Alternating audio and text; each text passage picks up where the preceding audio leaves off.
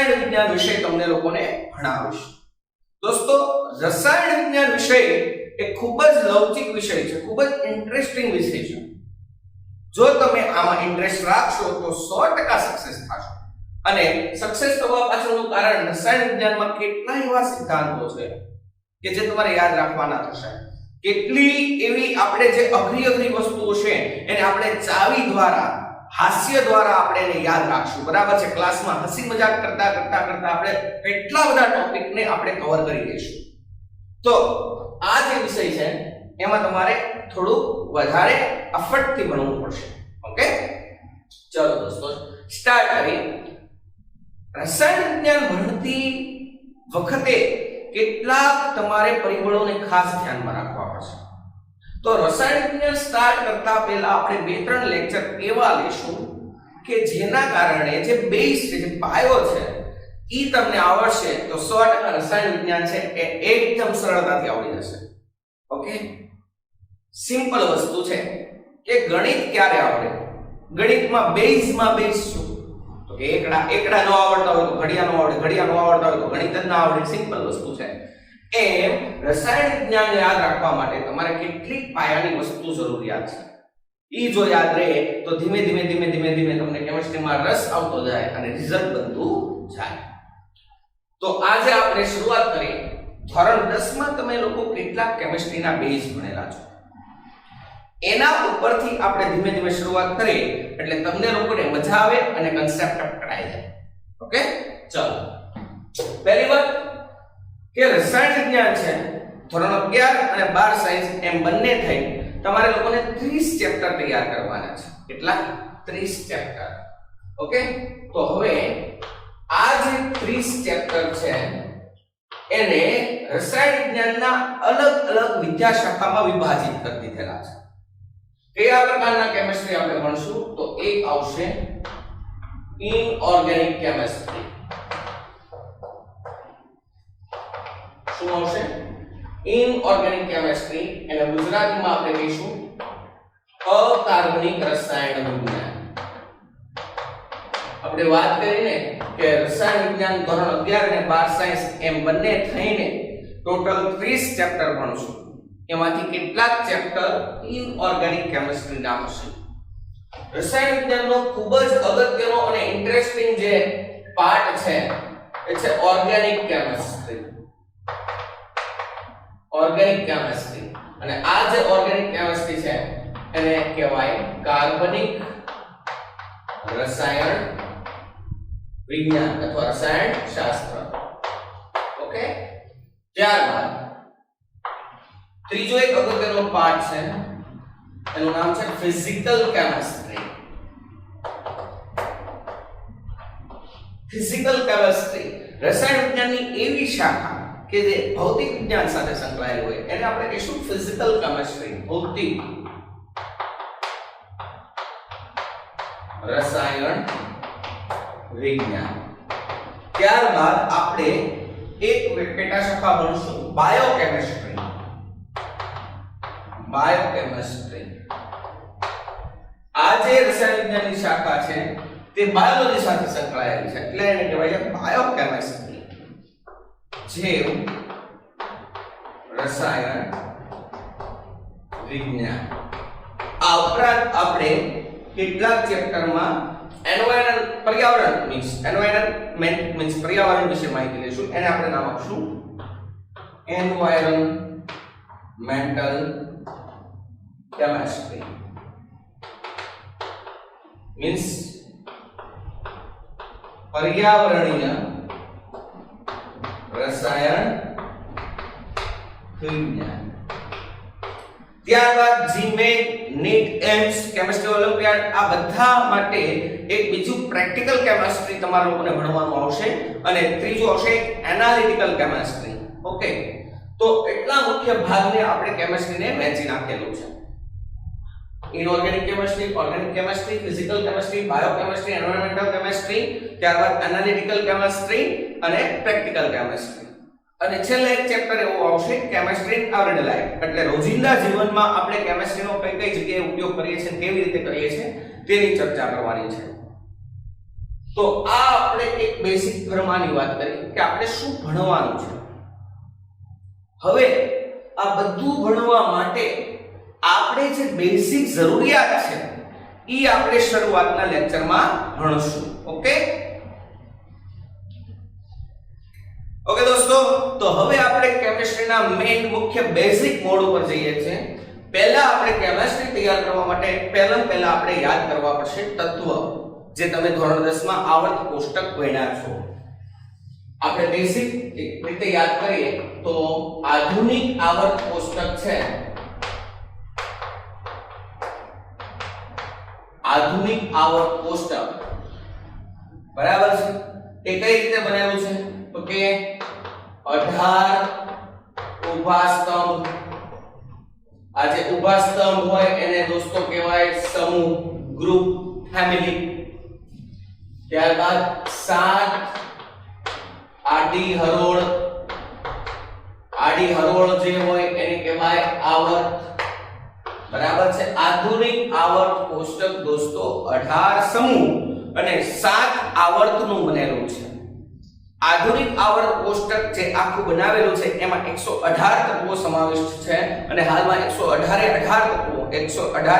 તત્વો શોધાઈ ગયેલા છે, જે આપણે લોકો ધીમે ધીમે જેમ જરૂર પડશે એમ આ તત્વો શીખશું ને યાદ રાખશું. 100% 118 તત્વો તમને લોકોને યાદ રહી જશે એની ગેરંટી મારી.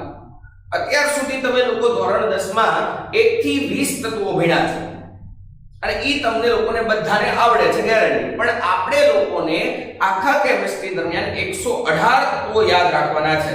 બરાબર. પણ ધીમે ધીમે એક આરે આખો રોટલો ન ખાઈ જવાય, ધીમે ધીમે ખવાય. અડધાની કેપેસિટી હોય અને તમે આખો ખાઓ તો પ્રોબ્લેમ પડે, તમને બધાને ખબર પડે. એમ કેમિસ્ટ્રી તૈયાર કરવા માટે તમે પહેલા તે શરૂઆતથી જ 118 તત્વો યાદ રાખવાની કોશિશ કરો તો કેમિસ્ટ્રી શક્ય નથી, તમને ઇન્ટરેસ્ટ ઘટી જાય. ધીમે ધીમે જેટલી જરૂર હોય ને એમાં આગળ વધવાનું. બરાબર છે. ચાલો, તો પહેલા આપણે 20 તત્વો વિશેની વાત કરી દઈએ, જે તમને બધાને ખબર જ છે. ચાવી તમને બધાને ધોરણ 10 માં લગભગ મોસ્ટ ઓફ સાહેબે આપેલી હશે, છતાં હું એકવાર કહી દઉં છું. 1 થી 20 તત્વો યાદ રાખશો કઈ રીતે તો કે હા હિલી બેબો કાના. ચાવી યાદ છે તમને લોકોને, અડધા યાદ હશે. હા હિલી બેબો કાના, હા હિલી બેબો કાના. ઓફની સોમે એ, ઓફની સોમે એ. હા હિલી બેબો કાના ઓફની સોમે એ. હા હિલી બેબો કાના ઓફની સોમે એ. શીખો શક આપો કે, શીખો શક આપો કે. આ 1 થી 20 તત્વો થઈ ગયા. તો આ 20 તત્વોની ચાવી થઈ ગઈ. હા હિલી બેબો કાના ઓફની સોમે શીખો શક આપો કે. તો પહેલા આપણે આ 20 તત્વોને ખાલી આપણે ભણીએ. એ તત્વના પરમાણુ ક્રમાંક, ત્યારબાદ તત્વની સંજ્ઞા, તત્વનું નામ અને પરમાણુ ભાર. એટલું તમારે કમ્પલસરી યાદ રાખવું જ પડશે, કારણ કે આના આધારે તમારે અણુ બનાવવાના છે. અણુ પરથી અણુ ભાર ગણવા પડશે, તો એના પરમાણુ ભાર આવડવા જોઈએ. તો પહેલી વાત હું અહીંયા લખું છું પરમાણુ ક્રમાંક. મિત્રો, પરમાણુ ક્રમાંકને કહેવાય એટોમિક નંબર અને એને દર્શાવાય Z વડે. કોઈ તટસ્થ પરમાણુના કેન્દ્રમાં રહેલા પ્રોટોન અથવા ઇલેક્ટ્રોનની સંખ્યા એને કહેવાય તેનો પરમાણુ ક્રમાંક. જોજો, શબ્દ ઉપર ભાર મૂકું છું, તટસ્થ પરમાણુ. બરાબર છે. ફોર એક્ઝામ્પલ હાઇડ્રોજન છે તો હાઇડ્રોજનના કેન્દ્રમાં એક પ્રોટોન હોય અને બાહ્યતમ કક્ષામાં એક ઇલેક્ટ્રોન હોય. તો તમે ક્યાં તો પ્રોટોનની સંખ્યા લો, ક્યાં તો ઇલેક્ટ્રોનની સંખ્યા લો, તો પણ હાઇડ્રોજનનો પરમાણુ ક્રમાંક 1 થાય. પણ તમને એમ કે H+ નો પરમાણુ ક્રમાંક જણાવો, તો દોસ્તો એ હાઇડ્રોજન જ થયો. પણ એ અત્યારે તટસ્થ પરમાણુ નથી. જો તટસ્થ પરમાણુ ન હોય તો માત્ર પ્રોટોનની સંખ્યાને તેનો પરમાણુ ક્રમાંક કહેવાય. ઓકે, જો પરમાણુ ક્રમાંક, ત્યારબાદ આપણે લેશું તત્વની સંજ્ઞા, ત્યારબાદ આપણે લેશું તત્વનું નામ અને ત્યારબાદ આપણે લેશું પરમાણુ ભાર.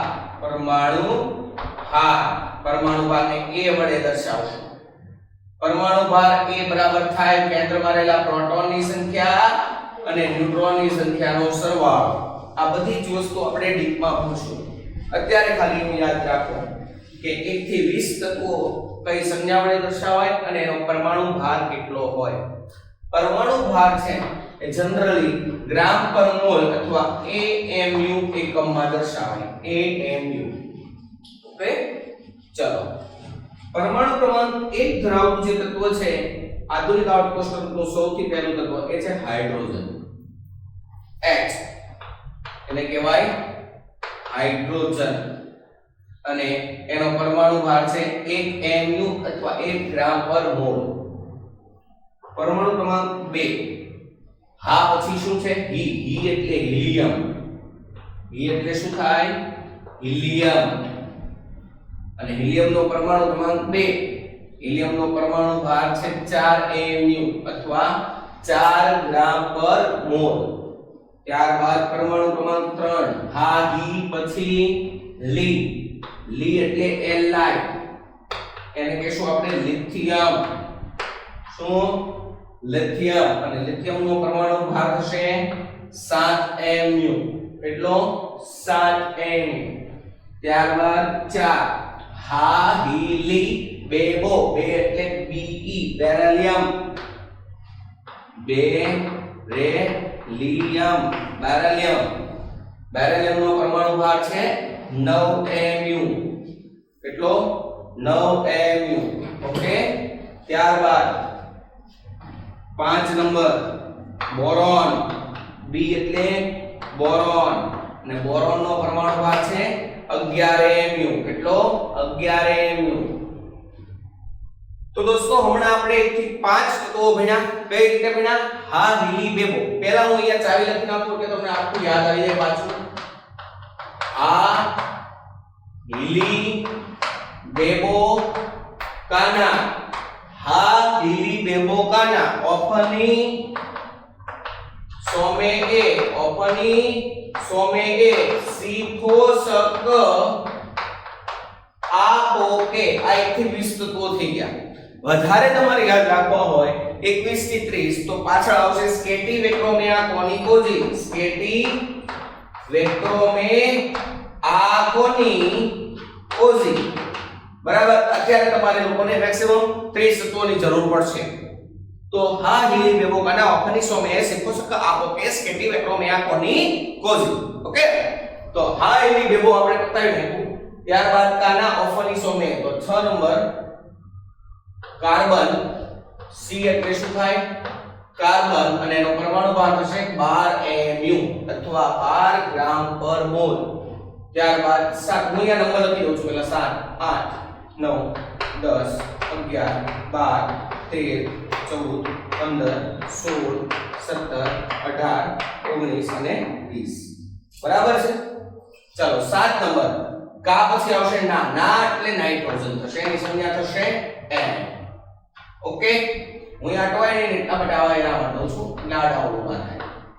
ચલો નાઇટ્રોજન નો પરમાણુ ભાર થશે 14 ગ્રામ પર મોલ અથવા 14 AMU.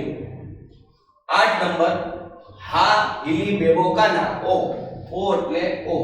એને નામ થશે ઓક્સિજન. ઓક્સિજન નો પરમાણુ ભાર તમારે લોકોને યાદ રાખવાનો 16 ગ્રામ પર મોલ. કેટલીક વખત તમને લોકોને એક્ઝામમાં દાખલા પૂછાયેલા હોય અને દાખલામાં તત્વના પરમાણુ ભાર આપેલા હોય તો તમારે એ પરમાણુ ભારનો ઉપયોગ કરવાનો. બરાબર છે. કેટલીક વખત એમાં એવું હોય કે તમને અટકાવવા માટે તમને અલગ આપે. ઓક્સિજનનો પરમાણુ ભાર ધારો કે આપણે અહીંયા 16 લીધો. કાર્બનનો પરમાણુ ભાર 12 લીધો. કાર્બનનો પરમાણુ ભાર 14 આવે અને 13 આવે. એને એના સમસ્થાનિક કહેવાય. પણ જનરલી આપણે કાર્બનનો 12 લેશું. પણ જો તમને કાર્બન 14 આપેલું હોય અને તમે કાર્બન 12 લ્યો તો જવાબ ખોટા આવે. એટલે તમારે ધ્યાન રાખો. ચાલો નેક્સ્ટ બોકાના O પછી ફની ફ એટલે F. F ને કહેવાય ફ્લોરિન. શું કહેવાય ફ્લોરિન. અને ફ્લોરિન નો પરમાણુ ભાર થાય 19 ગ્રામ પર મોલ. કેટલો 19 ગ્રામ પર મોલ અથવા 19 mu. ત્યારબાદ ની એટલે નિયોન. નિયોન નિયોન નો પરમાણુ ભાર થાય 20 mu અથવા 20 ગ્રામ પર મોલ. ત્યારબાદ ઓપ્શનની 100 મે A 100 એટલે Na ને કહેવાય સોડિયમ. હવે કેટલાક વિદ્યાર્થી મિત્રોને એવો પ્રશ્ન થાય કે સાહેબ નિયોન માં Na આવે એટલે નિયોન, ક્લોરીન માં F આવે એટલે F, ઓક્સિજન નો O આવે એટલે O સંજ્ઞા, તો સોડિયમ માં તો SO થાય, એનું અંગ્રેજી નામ લખો આવી રીતે. તો એને SO વડે કેમ ન દર્શાવો?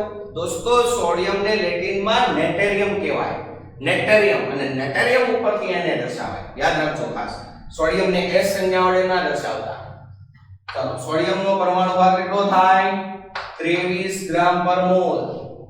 નેક્સ્ટ 100 પછી મે છે, મે એટલે Mg, મેગ્નેશિયમ, અને મેગ્નેશિયમ નો પરમાણુ ભાર થાય 24 mu અથવા 24 ગ્રામ પર મોલ. ત્યારબાદ 100 મે A એટલે એલ્યુમિનિયમ, એલ્યુમિનિયમ નો પરમાણુ ભાર થાય 27 ગ્રામ પર મોલ અથવા 27 mu. 100 મે A પછી સીધો શબ્દ આપો કે C એટલે સિલિકોન, Si વડે દર્શાવાય, એનો પરમાણુ ભાર થાય 28 mu. એટલે P ફોસ્ફરસ, ફોસ્ફરસ નો પરમાણુ ભાર થાય 31 ગ્રામ પર મોલ. ત્યારબાદ સીફો સ એટલે સલ્ફર, S, એની સંખ્યા થાય 32 mu. 17 સીફો સ ક એટલે ક્લોરીન, Cl, ક્લોરીન, અને ક્લોરીન નો પરમાણુ ભાર તમારે લોકોને લેવાનો 35.5 ગ્રામ પર મોલ અથવા 35.5 mu. સીફો સ ક પછી શું છે? આપો કે આ એટલે આર્ગોન, આર્ગોન, અને આર્ગોન નો પરમાણુ ભાર થશે 40 mu. કેટલો? 40. એક્ચ્યુઅલી આર્ગોન છે એમાં એક સમસ્થાનિકનો પરમાણુ ભાર થાય 38, એકનો 39 ને એકનો 40. તો તમને આપેલો હશે, આર્ગોનની જનરલી જરૂર નહીં પડે, આપેલો હોય તો આપેલો હોય તે લખવાનું, ના આપેલો હોય તો આપણે લેશું 40. ત્યારબાદ પોટેશિયમ, પોટેશિયમ એટલે થશે કેટારિયમ, A વડે દર્શાવશું, અને એનો પરમાણુ ભાર થાય 39.